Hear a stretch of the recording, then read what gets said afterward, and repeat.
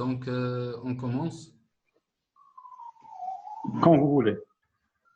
Merci. Donc, salam alaikum wa rahmatullah. Bienvenue à tous. Donc, je vous souhaite la bienvenue à l'occasion de notre deuxième séance de vidéoconférence avec notre invité. Je le remercie particulièrement, Dr Benrani, c'est maître assistant à l'OHU Oran. Pour nous assurer aujourd'hui le thème des complications aiguës du diabète. Et je remercie tous les participants. Donc, je passe la parole à Dr Benrani pour commencer. Tfaddal, docteur. Alors, merci Boualem, merci beaucoup et je souhaite la bienvenue à tous les invités. Et je commence par, bien sûr, remercier vivement votre club, le club médical Soubul Salam, qui m'a fait confiance. Et je le remercie pour toutes leurs initiatives, tous les efforts qu'ils veulent faire. Et je vous souhaite donc plein de succès et de réussite, que ce soit dans vos études ou bien dans vos objectifs en ce qui concerne ce club, Inch'Allah. Donc, merci. sans plus tarder, dans ce qu'on appelle le vif du sujet, donc la question, ou bien le thème que nous allons aborder aujourd'hui, j'espère que vous arrivez bien à m'entendre. Donc, nous avons abordé la question des complications aiguës du diabète. J'espère qu'on m'entend. Oui, on entend très bien. Donc, les complications aiguës du diabète, ça sous-entend ce qu'on appelle les complications métaboliques du diabète. Et donc, pour ainsi dire, généralement, elles sont en nombre de 4. Il faudrait mémoriser en nombre de 4 les situations urgentes en matière de diabétologie ou d'hyperglycémie. Il faudrait distinguer entre ces deux. Donc, sur ces 4 complications, on devrait les séparer 2 à 2, 2 contre 2. Pourquoi? Parce que 2 de ces 4 complications ne sont pas liées directement à l'hyperglycémie, mais elles sont liées plus à la thérapeutique. D'accord? Alors, pour des raisons vraiment pratiques et des raisons de hiérarchisation ou bien de priorité de prise en charge ou bien d'urgence, j'aurais préféré ou je préférerais commencer plus par la situation d'hypoglycémie. Donc, il y a bien sûr, pour rappel, comme à titre si vous voulez, de programme ou bien du plan du cours d'aujourd'hui, il y a l'hypoglycémie, la cétoacidose diabétique, le coma hyperosmolaire et enfin l'acidose lactique. Donc, on commence par d'abord ce qu'on appelle l'hypoglycémie, qui est, à mon avis, à mon humble avis, la plus importante parce que c'est une urgence immédiate. C'est une urgence qui peut engager le pronostic vital immédiatement. C'est ça le gros problème avec cette hypoglycémie. Ce qu'il faudrait retenir avec cette hypoglycémie, parce que aussi évident que ça paraît l'être, pour ma part, quand j'étais étudiant, je ne comprenais pas ce que faisait une hypoglycémie au cours d'un diabète. Il faudrait donc toujours se dire que cette hypoglycémie, elle est thérapeutique. Autrement dit, donc c'est une complication iatrogène. Parfait. Donc, comment définit-on une hypoglycémie et quand faudrait-il penser fortement à une hypoglycémie? Il faudrait d'abord se dire que tout malaise, quel qu'il soit, avec perte de connaissance, des symptomatologies psychiatriques, que ce soit chez un diabétique ou non, il faudrait considérer tout malaise comme une hypoglycémie jusqu'à preuve du contraire, même si le patient n'est pas diabétique. Pourquoi? Pourquoi faudrait-il commencer par l'hypoglycémie? Parce que toujours, son traitement, il est facile et son pronostic peut être mortel en quelques minutes. Donc, aussi facilement le patient peut mourir et aussi facilement on peut le récupérer. C'est pour ça qu'il faudrait toujours commencer à penser à une hypoglycémie de prime abord. Maintenant, si l'on parlait donc des sujets diabétiques et quels sont les sujets qui sont plus à risque de faire une hypoglycémie. D'abord, il faudrait définir ce que c'est qu'une hypoglycémie. Elle est définie par une glycémie à 0,70 ou moins. Donc, il y a un commentaire d'un collègue qui n'arrive pas à entendre. Je ne sais pas si je devrais élever la voix ou, ou Non, est-ce que… non, docteur. Le son, il est très clair. Il y a quelqu'un qui ont un problème de connexion, donc c'est pas de votre part, donc D'accord, c'est leur merci. problème. D'accord. Alors que, comme je le disais, elle est définie par l'ADA, c'est-à-dire American Diabetes Association, par inférieur ou égal, c'est-à-dire une glycémie inférieure ou égale à 0,70 grammes par litre. Ça, c'est la définition d'une hypoglycémie. Il existe d'autres situations. On parle d'une hypoglycémie prouvée lorsqu'elle est vraiment prouvée par un chiffre glycémique. Parfois, elle est symptomatique sans avoir vraiment de preuve. On parle d'une hypoglycémie symptomatique probable. Parfois, il existe aussi l'hypoglycémie asymptomatique qui est retrouvée sur retrouvée lors de la mesure d'une glycémie par l'appareil, mais qui est asymptomatique. Et il y a l'hypoglycémie, ce qu'on appelle relative, mais je préfère ne pas rentrer dans le détail. Alors, quelles sont, comme on le disait, l'hypoglycémie du diabétique, elle est thérapeutique. Et donc, si elle est thérapeutique, elle est secondaire donc, à une situation, si vous voulez, de surdosage, d'accord, de surdosage ou d'inadaptation de la dose du traitement. Et quels sont les traitements antidiabétiques qui sont à risque d'hypoglycémie?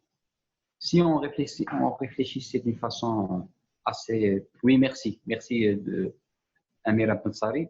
Vous parlez de l'hypoglycémie relative. J'en reviendrai.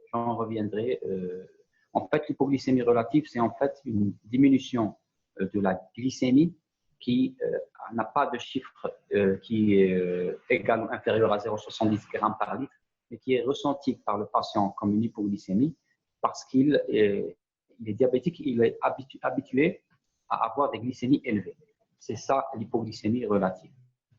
Donc, je disais donc que les traitements pourvoyeurs d'hypoglycémie sont les traitements, si vous voulez, qui ne sont pas à type de réduction ou de normalisation de la glycémie indépendante d'une sécrétion, qui ne mettent pas vraiment en jeu une sécrétion insulinique ou une élévation du taux d'insuline. Dans ce cas, il s'agit donc des sulfamides hypoglycémiants, autrement dit des sécrétagogues, des glinides et de l'insuline. Ces trois groupes de médicaments sont fortement pourvoyeurs d'hypoglycémie. Ce n'est pas vraiment le cas de la metformine, autrement dit le glucophage. Le glucophage ne devrait pas induire l'hypoglycémie, surtout s'il n'y a pas de jeûne prolongé. Donc, ce n'est pas vraiment un médicament qui est responsable d'une hypoglycémie, donc on ne le considère pas comme un traitement pourvoyeur d'hypoglycémie. Donc, je le disais, l'hypoglycémie, elle est surtout due aux sulfamides hypoglycémiants, à l'insuline ou bien aux glinides qui agissent un petit peu comme les sulfamides. Si vous n'avez pas compris pour ce qui est de la thérapeutique, je vous invite à revenir sur ma vidéo qui traite du traitement antidiabétique sur ma chaîne YouTube Commando. Et donc, je disais donc cette hypoglycémie, comment se manifeste-t-elle? Alors, il y a d'abord ce qu'on appelle il y a deux grandes phases, si vous voulez. La première phase, c'est la phase adrénergique, c'est-à-dire la riposte adrénergique. Et la deuxième phase, on appelle ça la phase de neuroglucopénie. Donc, comment se manifeste-t-elle? Donc, lorsqu'il y a une diminution légère de la glycémie inférieure à 0,70, mais qui n'est pas trop importante,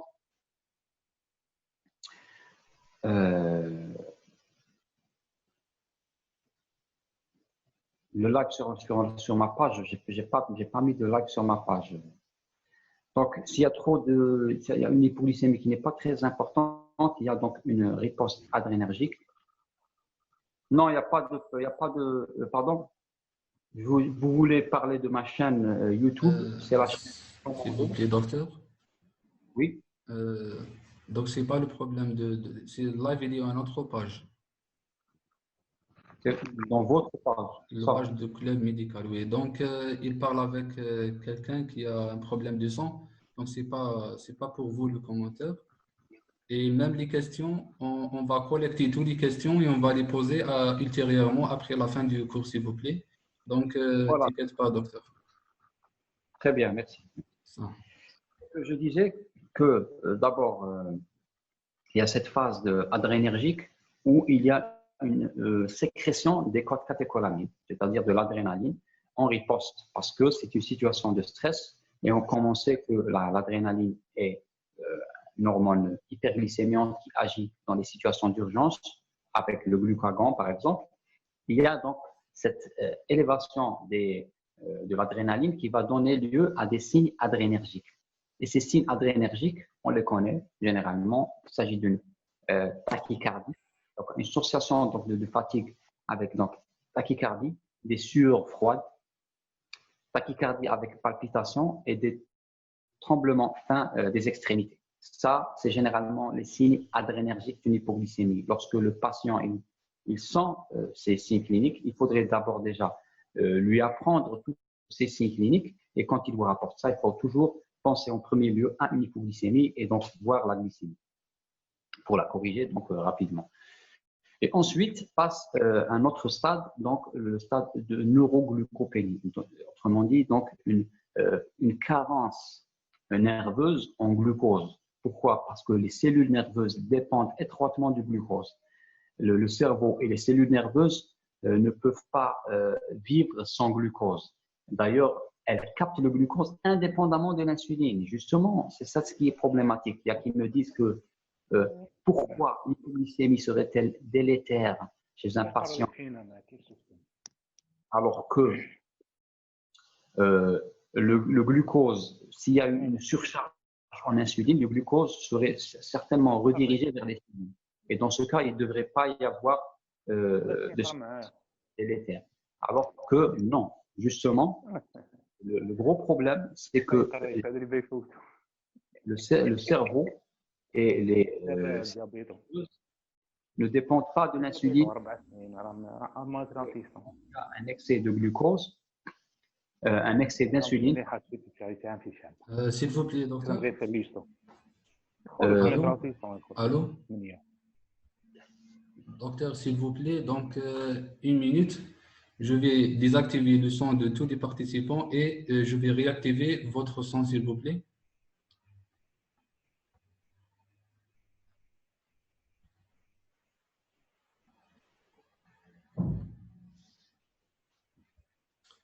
J'ai demandé de vous activer le son, s'il vous plaît.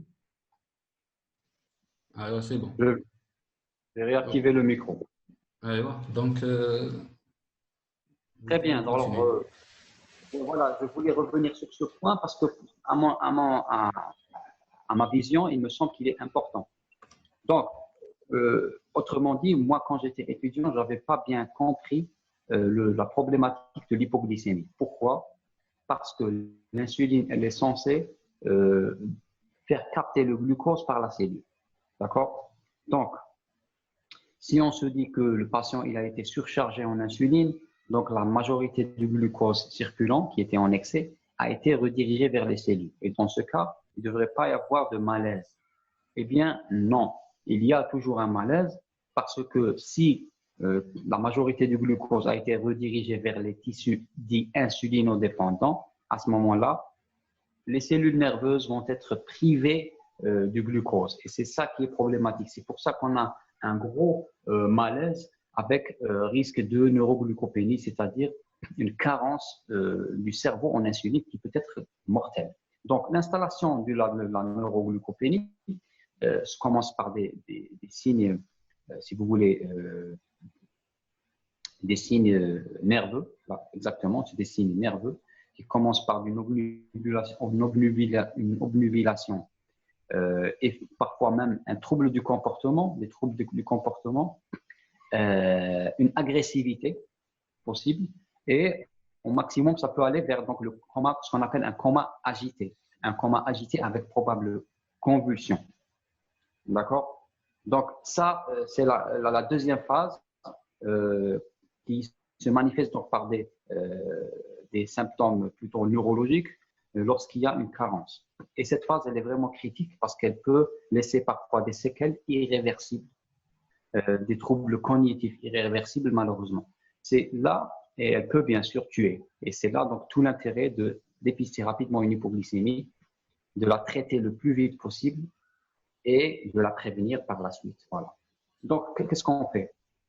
Donc, cela dépend, bien sûr. Lorsque l'hypoglycémie elle est légère, le patient lui-même peut se resucrer avec 3 morceaux de sucre dilué dans du liquide, dans de l'eau, ou autre source de glucose, qu'elle soit liquide ou solide. Mais de préférence, il vaudrait mieux pencher vers le liquide. Moi, je précise toujours aux patients d'avoir toujours sur eux une source de glucose, que ce soit un jus ou une eau sucrée, mais bien sûr pas un jus light, à préciser.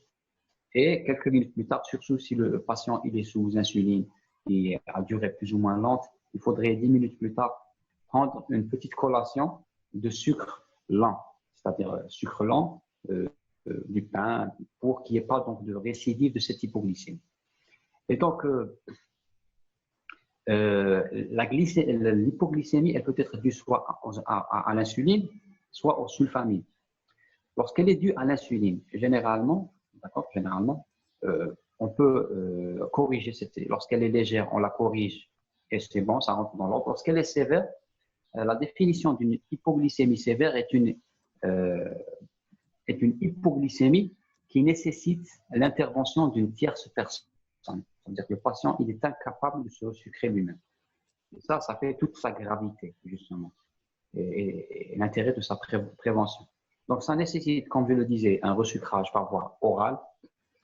Parfois, si on n'arrive pas, surtout si le patient il est inconscient, un resucrage par voie intraveineuse, et donc qui met en jeu du glucosé à 30%, donc sérum glucosé à 30%, environ jusqu'à 60 millilitres, et ensuite relais par du glucosé à 5%, par exemple, voire 10%. Et enfin, nous avons une autre solution qui est l'antidote de l'insuline, qui est l'hormone contraire, qui est le glucagon. Je tiendrai à préciser que le glucagon ne doit être utilisé qu'en cas d'hypoglycémie par insuline seulement, et non pas par sulfamide. Par insuline, je le répète, surtout chez le diabétique de type 1, parce que le diabétique de type 1 n'a pas d'insuline. Et donc, on peut injecter du glucagon. Par contre, la problématique chez le diabétique de type 2, et surtout s'il est traité par sulfamide, ça veut dire que l'hypoglycémie elle est due à l'insuline endogène. Et donc, il y a une petite sécrétion résiduelle qui peut elle-même être stimulée par le glucagon et donner donc de façon très différée, 1 heure, 2 heures plus tard après correction de cette hypoglycémie, d'une nouvelle hypoglycémie si on s'amusait à injecter du glucagon chez un patient qui a fait une hypoglycémie sous sulfamide. C'est très important à savoir. Les facteurs de risque, bien sûr, c'est lorsque le patient n'est pas bien éduqué, ne sait pas bien utiliser ses médicaments ou bien son insuline. En cas d'erreur de dosage de l'insuline ou de choix entre une insuline et une autre, mais aussi lorsqu'il saute un repas, ça, ce ne sont pas les facteurs de risque. Je m'excuse, ce sont les facteurs favorisants, si vous voulez, ou les facteurs déclenchants en cas de repas pauvre ou lorsque le patient s'injecte de l'insuline et ne prend pas son repas habituel, mais aussi lorsque le patient il fait une activité physique inhabituelle, c'est-à-dire s'il a l'habitude d'aller acheter, par exemple, il n'a aucune raison de faire une hypoglycémie, mais par contre, s'il parcourt une distance qu'il n'a pas l'habitude de parcourir, il risque d'en faire, ou bien de faire un effort inhabituel ou une séance de sport inhabituelle. Et puis, les autres facteurs de risque, nous avons bien sûr, naturellement, l'insuffisance rénale, parce que ça peut allonger, si vous voulez, allonger la biodisponibilité des médicaments et retarder son élimination, donc un effet de rémanence. L'insuffisance hépatique, parce que le métabolisme qui peut transformer le médicament en métabolite inactif, et donc va faire en sorte qu'il va y avoir une circulation beaucoup plus prolongée du médicament. D'accord? Et puis, vous avez les manipulations de l'insuline. Parfois, il y a des lipodystrophies. Et parfois, on a ce qu'on appelle donc la gastroparésie, qui réalise ce qu'on appelle donc un décalage entre l'injection et l'absorption des glucides.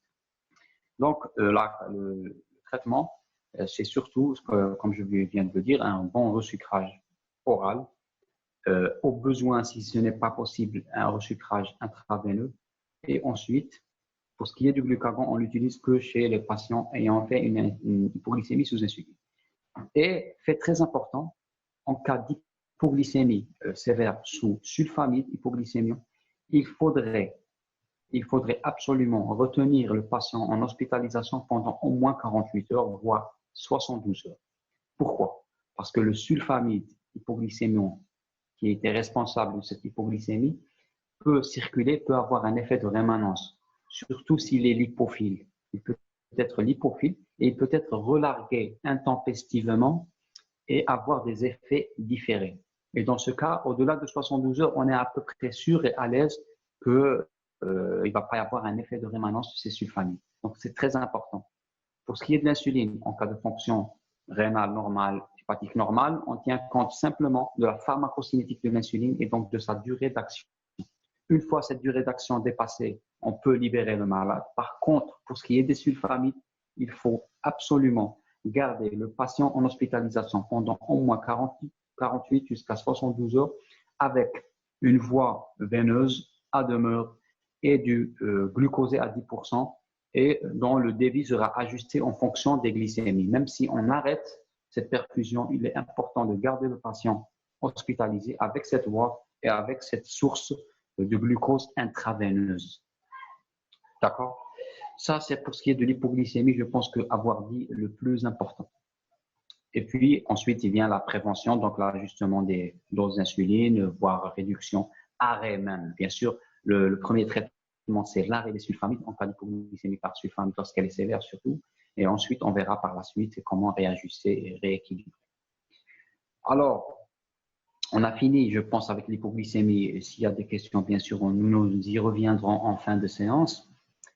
En deuxième lieu, donc, je vais me retourner vers une complication aiguë métabolique du diabète, mais qui n'est pas inhérente au traitement. Ce n'est pas le traitement qui a induit ça, c'est vraiment le diabète en lui-même. Pourquoi j'y vais directement? J'y vais parce que je parle en matière de fréquence et de gravité.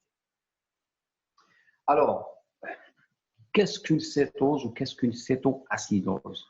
Une cétoacidose est une complication métabolique aiguë du diabète sucré. Et donc, cette cétoacidose, si vous voulez, c'est une… j'allais dire quelque chose qui vient de m'échapper malheureusement. Donc, c'est une complication aiguë du diabète sucré qui est surtout un l'apanage, voilà, l'apanage du diabétique de type 1. Cela ne veut pas dire que le diabétique de type 2 n'en fait pas. Pas du tout. Bien au contraire, le diabétique de type 2, il en fait pas mal de cétoacidose. Il en fait énormément, il en fait beaucoup. Mais le diabétique de type 1, presque obligatoirement, il en a fait au moins une fois durant toute sa vie. C'est obligatoire. Une cétoacidose est quasiment obligatoire chez un diabétique de type 1, mais elle ne l'est pas chez un diabétique de type 2, quoique elle pourrait se voir. Alors déjà, la distinction entre les deux diabètes, justement, pourquoi une cétose est-elle une complication ou l'apanage d'un diabétique de type 1 plutôt qu'un diabétique de type 2? Pourquoi? Déjà, ça sous-entend qu'on sait que le diabétique de type 1, il est insulinopénique de façon absolue. D'accord? Le diabétique de type 1, il n'a pas d'insuline. Et il faudrait absolument que vous pensiez, que vous ayez en tête cette association d'idées. Enfin, excusez-moi, mais je vais parler en langage courant. Qui dit que cétose خاصك directement تخمم في l'insulinopénie. Cétose, c'est insulinopénie, c'est-à-dire l'insuline quelque part, elle n'est pas là, elle est faible, elle est très faible, elle est quasiment nulle. D'accord? Et justement, la formation de corps cétonique elle dépend étroitement du rapport insuline sur le glucagon ou bien vice-versa. Plus le rapport glucagon sur insuline est élevé et plus il y a formation de corps cétonique. D'accord? Mais on va voir pourquoi, ne vous inquiétez pas, j'essaie de vous expliquer ça.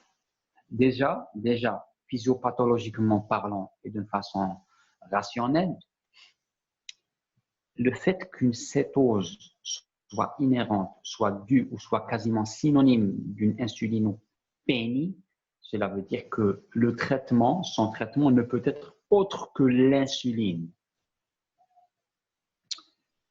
J'espère que vous comprenez et que vous arrivez à suivre. J'aimerais bien, Boualem, que tu me fasses un signe parce que j'ai l'impression de parler comme si il y a un problème technique s'il y a un problème technique, je ne vais pas le savoir. Non, il n'y a rien, Très bien. docteur. Vous pouvez continuer. Merci. Alors, je disais donc, cétose, il faut penser il y a une insulinopénie. Mais pourquoi? D'accord.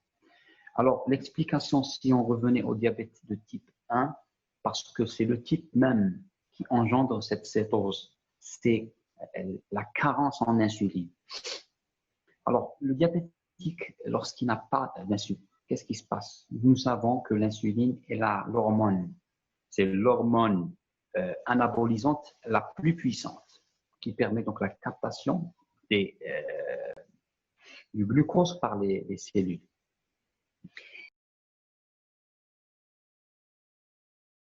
L'acétone. D'accord? Donc, avec ce tableau de déshydratation globale, le pli persistant, etc., voire une hypotension artérielle. Pourquoi? Parce qu'il y a donc cet état de déshydratation. Et il y a ce qu'on appelle donc la polyurie osmotique, qui fait que donc, les substrats sont filtrés à travers le glomérule et donc les urines risquent d'être concentrées en glucose et ne pas être réabsorbées au niveau tubulaire. Donc, il y a une excrétion glucosée importante, d'où la présence d'une glycosurie massive au niveau des bandelettes urinaires, généralement 3 voire 4 croix de glucose au niveau urinaire. Et donc, les substrats vont suivre l'eau, sodium, potassium, etc. Il va y avoir donc une déperdition en électrolytes et avec de l'eau qui les suit. C'est pour ça que ce qu'on appelle une polyurie osmotique. Et donc, contraction du volume extracellulaire et donc hypovolémie avec déshydratation, hyperosmolarité. Donc, ce n'est pas l'hyperosmolarité du coma hyperosmolaire. Ça, bien sûr, je le dis. D'accord? Je le dis. Ce n'est pas un coma hyperosmolaire. Il y a une hyperosmolarité, mais pas de type coma hyperosmolaire, c'est-à-dire 320 milliosmoles par litre. Donc, il y a cette déshydratation extracellulaire qui va attirer vers elle donc l'eau intracellulaire avec le potassium également. Et il va y avoir donc un hyperaldostéronisme réactionnel à cette déperdition en eau. Et l'hyperaldostéronisme réactionnel va retenir un petit peu, essayer de retenir le sodium tant bien que mal, quoique la natrémie ne va pas être très élevée. Et il va y avoir donc une déperdition en potassium trop importante. C'est pour cela qu'on nous demande de toujours penser qu'il y a une déperdition de potassium. Il y a qui disent même que il y a toujours une déplétion potassique, malgré une kaliémie tout à fait normale au niveau sanguin. Parce qu'il y a une redirection du potassium intracellulaire vers le sang, mais il y a toujours ce qu'on appelle une hypocalicystie. Hypokaliémie, hypocalicystie, c'est-à-dire le potassium intracellulaire est bas, donc il y a une déplétion potassique. C'est pour ça qu'on nous demande de supplémenter en potassium. Et on va en parler dans le traitement.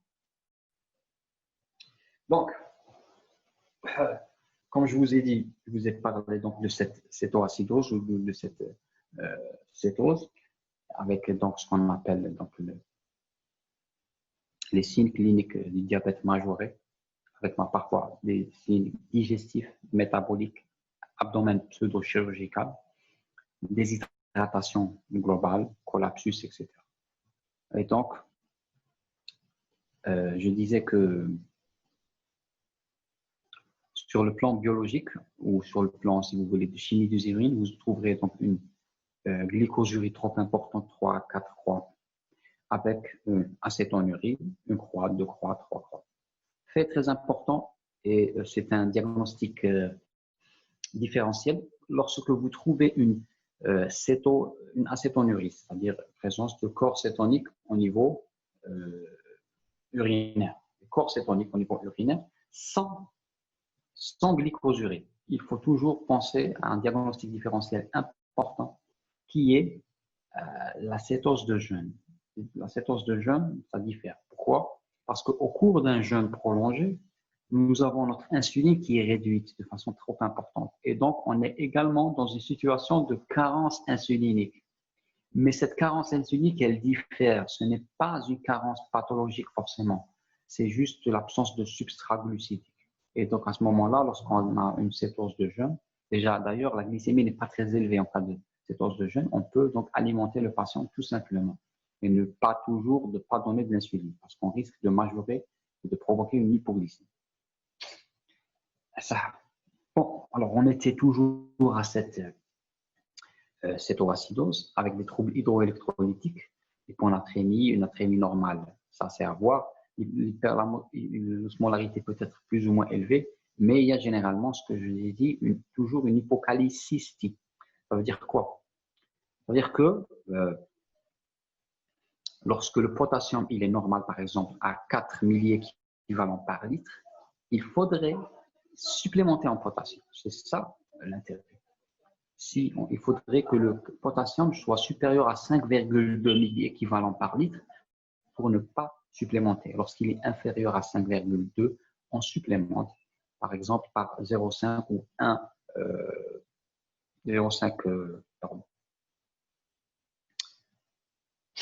0,5 grammes, une ampoule de 0,5 grammes diluée dans 1 litre de solvant, donc, et à perfuser. Et lorsque c'est inférieur à 4 millimoles, il faudrait donner plus, 1 à 2 grammes par litre. Et lorsque c'est inférieur à 3,3 millimoles par litre, ou milliéquivalent par litre de kaliémie, il faudrait donc une supplémentation potassique à la seringue électrique autopulsée avec une prise en charge en milieu de soins intensifs par le réanimateur. Parfait. Donc, nous avons parlé donc de ce potassium. Et donc, il y a donc ce tableau. Il faudrait toujours rechercher un facteur déclenchant, une infection. Presque systématiquement faire un téléthorax avec un ECBU. Ça, on le fait systématiquement. Rechercher cliniquement une autre infection, une infection intercurrente, voire même parfois, ça peut cacher un infarctus, auquel cas il faudrait toujours faire un ECG dès le diagnostic d'une cétoacidose pour d'abord voir s'il y a un facteur déclenchant de type infarctus, mais aussi s'il n'y a pas de retentissement de cette hypokaliémie sur les rythmes cardiaques. Et donc avec une surveillance régulière. Donc je disais donc, pour synthétiser et parler donc du volet thérapeutique, donc j'ai parlé de cette cétoacidose qui est généralement l'apanage d'un diabétique de type 1 et qui se voit donc en cas par exemple d'arrêt de l'insuline. Elle a beaucoup d'étiologies, un manque d'insuline, un arrêt d'insulinothérapie, un diabète méconnu, une affection intercurrente pourvoyeuse d'hyperglycémie, parfois des médicaments hyperglycémiants de genre corticoïdes par exemple, etc.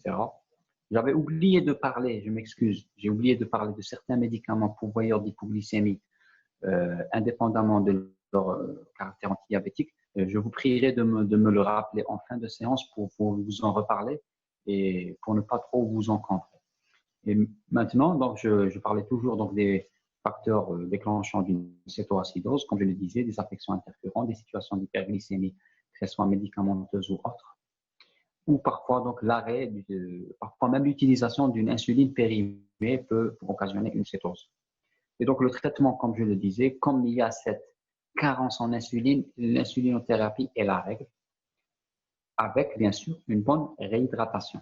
Insulinothérapie, réhydratation et équilibre hydroélectrolytique avec supplémentation potassique, bien sûr bien encadrée. On commence par quoi? Conditionner le patient, bien entendu. Vous connaissez l'hospitalisation, rassurer le patient, mettre une bonne voie de réhydratation et perfuser des solides.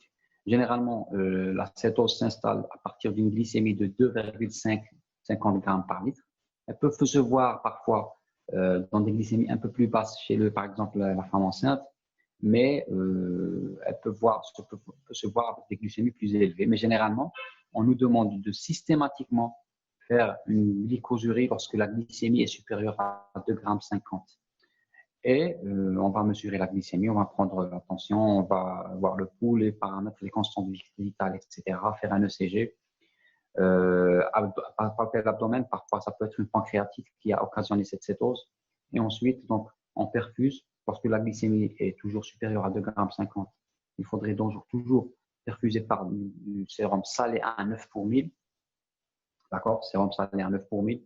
Ça dépend du degré de la déshydratation. Lorsque le patient n'est pas très, très déshydraté, on peut perfuser 500 cc la première heure. Ensuite, on va réduire le débit, 500 cc en 2 heures, en 3 heures, et puis 500 cc toutes les 8 heures. Par contre, si le patient il est très, très déshydraté, c'est 1 litre la première heure, 1 litre en 2 heures, 1 litre en 3 heures, et ensuite, on va réduire. Parfois, on peut aller jusqu'à 1,5 litre durant la première heure. Mais ça dépend de certaines situations. Et ensuite, bien sûr, on commence sans plus tarder l'insulinothérapie, qui est toujours intraveineuse. D'accord? Intraveineuse. Ce que on nous dit, c'est on verra environ 0,1 unité par kilogramme par heure en intraveineuse.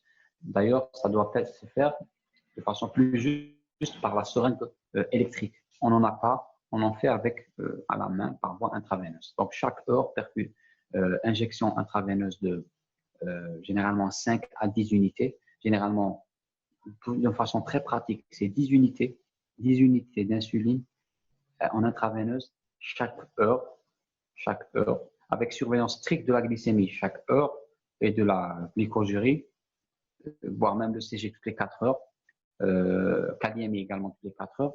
Et qu'est-ce qu'on fait? Une fois négativation, il y a négativation, en cas de négativation de cette cétose, on fait une injection intraveineuse toujours, et si vous voulez, on fait la dernière injection intraveineuse avec une injection sous-cutanée. 10 unités en sous-cutanée, et on passe à une injection de 10 unités d'insuline. Et je parle de l'insuline actrapide pour que ça soit clair. L'insuline actrapide, il n'y a que l'actrapide qui peut être injecté en intraveineuse. Actrapide en intraveineuse. 10 unités chaque heure. Lorsque il y a une négativation, on passe à 10 unités toutes les 6 heures. 10 unités toutes les 6 heures, 10 unités toutes les 6 heures. Très bien. Pendant au moins 48 heures, et une fois le décours de cette phase aiguë, on peut penser à un schéma ambulatoire. Et bien sûr, comme je le dis, comme je l'ai toujours bien dit, donc la supplémentation potassique va dépendre de la kaliémie initiale. Si la kaliémie est supérieure à 5,2 milliéquivalents par litre, il n'y a pas besoin de supplémenter en potassium. Par contre, il y a besoin de toujours surveiller cette kaliémie. C'est très important. Pourquoi? Parce que l'insuline en elle-même, elle est hypokaliémiante. Il faudrait revoir 4 heures plus tard.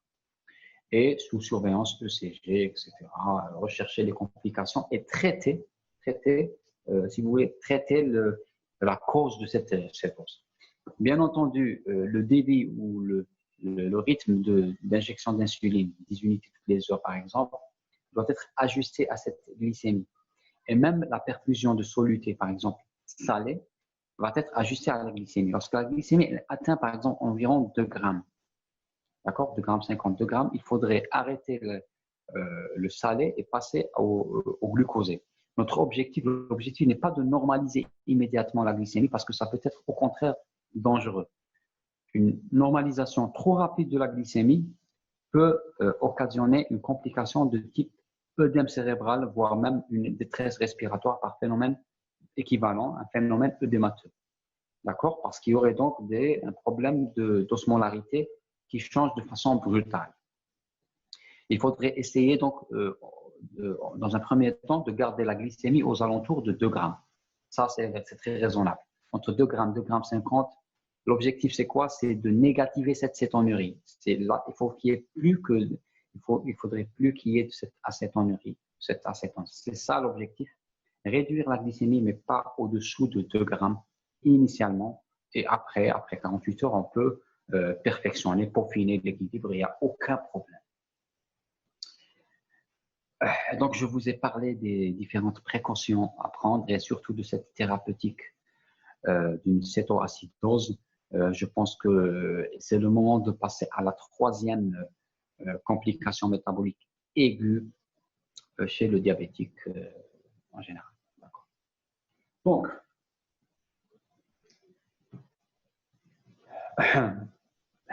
excusez-moi de faire cette petite pause, je suis obligé. Donc, après avoir vu l'hypoglycémie, ensuite la cétoacidose diabétique, maintenant nous allons passer au coma hyperosmolaire. Alors, qu'est-ce que c'est le coma hyperosmolaire? Qu'est-ce qu'il faudrait retenir justement? Comme son nom l'indique. Comme son nom l'indique. Comme son nom l'indique, l'hyperosmolarité. Le coma hyperosmolaire sous-entend qu'il y a une hyperosmolarité trop importante. Et l'hyperosmolarité, elle est étroitement dépendante justement de la glycémie. Et donc, ça sous-entend déjà que la glycémie, elle est très, très élevée. Elle est très élevée. C'est pour ça pourquoi on nous dit que le coma hyperosmolaire, il y a une glycémie trop élevée et la cétoacidose a une glycémie élevée, mais pas aussi importante que le coma hyperosmolaire. Pourquoi? Est-ce que ça sous-entend que ce sont deux étapes différentes? Il y a la cétoacidose, si on ne la traite pas, ça passe au coma hyperosmolaire. Est-ce que c'est vrai ça? Eh bien, non, pas du tout. C'est indépendant. Une cétoacidose, d'accord, n'est-ce pas? Lorsqu'on ne la traite pas, elle passe au stade de cétoacidose diabétique qui peut tuer. Le coma hyperosmolaire ne passe pas forcément par une cétoacidose, d'accord? Il y a cette glycémie qui s'élève, mais dans la situation de coma hyperosmolaire, qui est justement cette fois-ci l'apanage du diabétique de type 2 et non pas du diabétique de type 1. Du diabétique de type 2, oui. Pourquoi? Je vais vous expliquer. Parce qu'il n'y a pas de, si vous voulez, il n'y a pas de carence insulinique, il n'y a pas de carence insulinique absolue. Il n'y a pas ce manque, il n'y a pas ce zéro d'insuline, si vous voulez. Il y a toujours cette petite sécrétion résiduelle en insuline ou ce petit traitement en insuline. Il y en a toujours. Et cette petite fraction ou cette petite quantité d'insuline circulante dans le sang va justement empêcher que les corps cétoniques s'installent ou apparaissent réellement. C'est cela qui fait en sorte que lorsqu'il y a ce déséquilibre et lorsque cette glycémie qui s'élève, il n'y a pas d'apparition de corps cétonique et qui ne fait pas apparaître justement cette cétose. Et s'il n'y a pas d'apparition de cette cétose, il n'y a pas d'épisode aigu qui fait que le malade consulte, mais qui ne va pas évoluer vers la cétoacidose du tout, mais il y aurait donc une élévation progressive de la glycémie jusqu'à atteindre un niveau très élevé aux alentours de, par exemple, 5-6 grammes par litre, qui va faire concentrer le sang de façon très importante et déterminer cette hyperosmolarité trop importante, justement. Okay. Cette complication se voit surtout dans les situations de déshydratation. Chez les sujets âgés, par exemple, qui ont la sensation de soif qui est émoussée, c'est-à-dire qu'ils ne sentent pas vraiment cette sensation de soif. Il y a aussi donc les patients qui sont dépendants. Un patient qui n'est pas autonome. Un patient qui n'est pas autonome, d'accord, n'est-ce pas? Il n'est pas autonome et il est dépendant d'une tierce personne. Il n'a pas accès à l'eau. Lorsqu'il a soif, il n'arrive pas à arriver à boire de l'eau. Et donc, ce sont ces situations qui font s'élever cette glycémie et qui occasionnent cet état de concentration trop élevé du sang en soluté ou particules, si vous voulez, ou en molécules. C'est ça, c'est cette concentration de sang. Donc, pour la cétoacidose, pour la cétoacidose, c'est toujours penser à l'insulinopénie. Coma hyperosmolaire, concentration de sang, hyperosmolarité. Elle se voit, donc, comme je le dis, généralement les diabétiques de type 2, en cas d'infection, d'affection intercurrente également, en cas de problème d'eau, en cas de forte chaleur, justement, des fortes chaleurs où il y a des situations de déshydratation trop importantes, et chez les patients qui ne sont pas sous insuline. Vous allez me dire, mais pourquoi vous, sous insuline, ça ne sous-entend pas? Ben oui. Et cette fois-ci, cette carence insulinique, elle est relative, elle n'est pas trop importante pour occasionner une cétose, mais bien au contraire, elle va juste permettre à la glycémie de s'élever de façon trop importante et donner lieu à cette concentration de sang trop élevée. Parfait. Donc maintenant, avec ces signes cliniques de diabète également qui sont exagérés, syndrome polyuropolydipsique, asthénie, soif intense, etc., déshydratation, et parfois il y a le passage, donc c'est-à-dire il y a cette polyurie qui va disparaître, il va y avoir donc ce qu'on appelle une insuffisance rénale fonctionnelle parce qu'il y a carrément un collapsus. Le patient, il est très, très déshydraté, d'accord? Une hypotension artérielle, d'accord? Une hypothermie. Et progressivement, le patient va entrer dans cette altération de l'état général et dans le coma hyperosmolaire. Donc, si on fait des bandelettes urinaires, pour qu'il n'y ait pas de surprise et pas de confusion, il faut que vous me suiviez très attentivement. Quand on fait des bandelettes urinaires, on risque de retrouver par exemple une croix d'acétone. Attention, une croix d'acétone, trace d'acétone. Ce n'est pas une cétose. Ce n'est pas une cétose. On peut avoir cet état de formation de corps cétonique, mais qui est marginal et qui n'est pas vraiment le problème. Il n'y a pas d'acidose métabolique, il n'y en a pas. Il y a une élévation trop importante de la glycémie, 5 grammes, 6 grammes, etc. Une glycosurie qui est massive, avec le calcul de ce qu'on appelle l'osmolarité, avec une formule que j'ai un petit peu oubliée, mais que je vous rappellerai plus tard. Donc, ça met en jeu donc, la glycémie avec la natrémie multipliée par 2, avec une certaine formule. Et donc, lorsque cette osmolarité, elle dépasse les 320 milliosmoles par litre, on parle d'une hyperosmolarité. Et lorsqu'il y a altération de l'état de conscience, c'est le coma hyperosmolaire. Alors, comme je le disais, en cas de diabète type 2 méconnu, qui n'est pas sous insuline, en cas d'infection, affection intercurrente et surtout chez les sujets âgés, les sujets qui ont une démence, les sujets qui ont un problème donc, mental et qui n'ont pas accès à l'eau. Et le traitement, lorsqu'il y a donc cette déshydratation, contraction, concentration, le traitement est surtout une bonne réhydratation. Une bonne réhydratation progressive avec du sérum salé isotonique, un rééquilibre hydroélectrolytique progressif en fonction des besoins et une insulinothérapie, mais qui n'est pas aussi importante que l'autre. On peut réduire les doses, par exemple, de l'insuline. En cas d'hypokaliémie trop importante, comme je le disais, en cas de cétose, il faudrait essayer de retarder l'insulinothérapie pour ne pas aggraver cette hypokaliémie. Et on peut commencer par traiter par l'insuline, même en intraveineuse, il n'y a pas de problème. Juste qu'il faudrait surveiller étroitement, parce que si on s'amuse à réduire rapidement la glycémie, le risque d'œdème cérébral est d'autant plus important parce que la glycémie initiale était trop élevée. D'accord? Il faudrait, par exemple, se fixer un objectif aux alentours de 3 grammes initialement, parce que les glycémies sont trop élevées. D'accord? Et comme je le disais, les troubles hydroélectrolytiques peuvent être c'est-à-dire de toutes les formes. Généralement, on peut avoir une hypernatrémie, une hyponatrémie, une natrémie normale, mais il faudrait toujours essayer de corriger cette natrémie parce que la natrémie peut être faussée par l'élévation de la glycémie. Lorsque la glycémie est trop importante, il y a une formule que l'on appelle la formule de Katz qui met en jeu la glycémie et qui permet donc de calculer la natrémie corrigée. Et qu'il faudrait donc corriger en fonction de ce qu'on trouve. On peut trouver donc les trois composantes. La kaliémie également peut être perturbée par des perditions, une déplétion, mais elle n'est pas aussi fréquente ni obligatoire.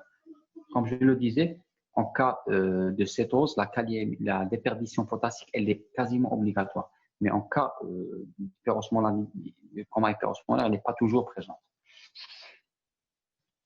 Donc, avec toujours la même surveillance, équilibre hydroélectrolytique, donc ECG, température, glycémie horaire, etc., osmolarité, etc., traitement de la cause, rechercher une cause déclenchante, traiter la cause, etc., avec une bonne réhydratation. Ça, c'est généralement le coma hyperosmolaire. D'accord? J'espère que vous avez compris pour ce coma hyperosmolaire. Et j'espère surtout que vous arrivez à distinguer entre les deux parce que parfois, c'est difficile de se retrouver, de distinguer entre la situation de cétoacidose et la situation de coma hyperosmolaire. Et enfin, je vais dire un mot. Voilà, il y a un des collègues qui a rapporté la formule de Katz. Je le remercie. Donc, je disais que